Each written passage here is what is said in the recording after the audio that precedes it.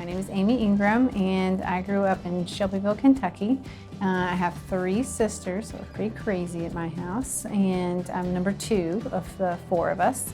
We're now back in Shelbyville, so kind of moved away for training. I went to University of Louisville for medical school, and I went to Southern Illinois University for my training. And now we have 3 children. We're back living in Shelbyville on a farm.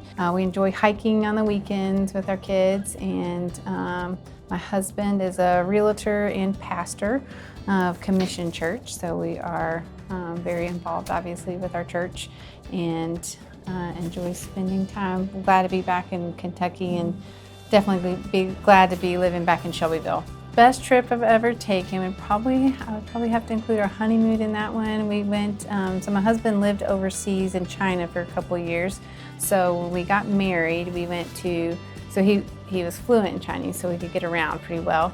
But we went for a week in Thailand, and then went to China, the place where he had lived, and we're able to kind of go hiking there and see all the different places and meet all the different people that he had spent several years with. So what made me want to become a doctor? I was one of those weird kids that wanted to be a doctor from the time I was like 5 years old. This is going to sound terrible, but I mean, I would like dissect roadkill or my fish that died. They also got looked at from the inside, and so I just always knew I wanted to be I thought from growing up I wanted to be a surgeon, like a doctor surgeon in Africa, but Lord changed that plan. But definitely always wanted to be a doctor and a surgeon. It really wasn't until medical school, when I was kind of late to the game on realizing that I loved ENT so much.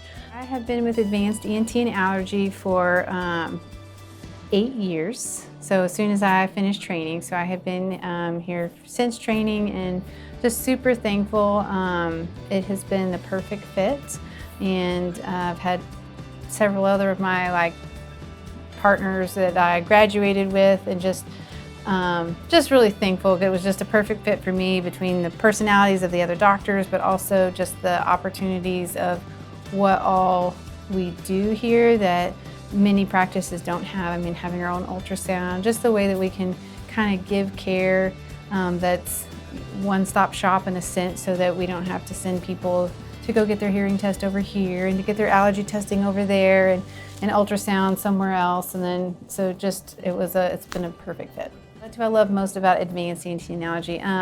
One, it really feels like a family. I mean, even from when I first got hired, one of the founding partners, I mean, I still keep in touch with him. He's been retired for several years, and I still talk to him, call him for advice. So that just the family aspect of it. What do I love most about being an ENT? And I would say the different types of things that we treat. So we get to treat adults, we treat children, we get to be a part of making children hear for the first time. I like walking people through a difficult time in their life and being able to be there.